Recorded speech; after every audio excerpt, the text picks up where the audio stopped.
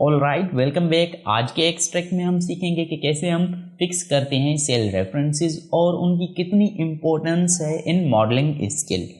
तो यहाँ पे मैं फार्मूला पुट करूँगा इस स्प्रेडशीट में जो आप देख रहे हैं। तो सबसे पहले हम इक्वल साइन प्रेस करेंगे यहाँ पे। उसके बाद हम ये जो वॉल्यूम गिवन है इसको हम मल्टीप्लाई करेंगे कास्ट पर यूनिट से, ताकि हम ऑब्टेन कर सकें total cast of a given item.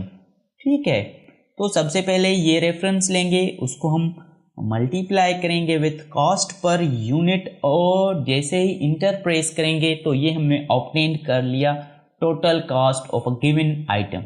अब आप देख रहे हैं फार्मूला बार में कि ये जो यहाँ पे गिवन है ये सेल रेफरेंसेस हमने पुट किए हैं। अब जो नेक्स्ट कैलकुलेशन मैं यहाँ पे करना चाहता हूँ वो ये है कि मैं मल्टीप्लाई करना चाहता हूँ वॉल्यूम को विथ प्राइस पर यूनिट। अगर मैं सेम ही फार्मूला राइट साइड पे कॉपी करूँ तो क्या होगा, लेट्स यहाँ पे हम इसको मूव करते हैं राइट साइड। हमने यहाँ पे देखा कि जो आर्ग्यूमेंट्स हैं वो मूव हो गए right side as a references are not fix, पर जो रेफरेंसेस हैं वो फिक्स नहीं है। ठीक है, यहाँ पे आप देख सकते हैं।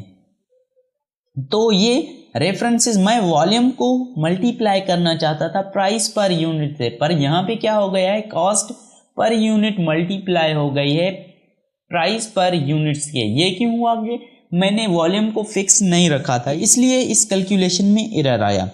अब यहाँ पे हम रखना चाहते हैं ओल्ड फार्मूला के आर्ग्यूमेंट वॉल्यूम को फिक्स्ड और जो कॉस्ट पर यूनिट है उसको हम फ्लेक्सिबल रखेंगे। तो सेल रेफरेंसेस को फिक्स रखने के लिए हम डॉलर साइन यूज करते हैं इन front of the given reference. Dollar symbol use किया जाता है एक्सेल में ताकि हम सेल रेफरेंसेस को फिक्स रख सकें। अब इस हमारी कैलकुलेशन में हमें पुट करना है dollar sign in front of column letter G. ठीक है, ये जो आप यहाँ पे लेटर जी देख रहे हैं इसके फ्रंट में हमें डॉलर साइन पुट करनी है ताकि हम इसको स्टैटिक रख सकें। अब अगर हम इसको कॉपी करेंगे राइट साइड तो ये देखें वॉल्यूम स्टैटिक है, फिक्स्ड है, और जो कॉस्ट पर यूनिट था वो फ्लेक्सिबल रहा है और उसने शिफ्ट कर दिया प्राइस पर यूनिट पे। तो इस तरह हम सेल रेफरेंसेस को फिक्स कर सकते हैं। अब हम यहाँ पे मल्टीप्लाई कर सकेंगे volume with price per unit.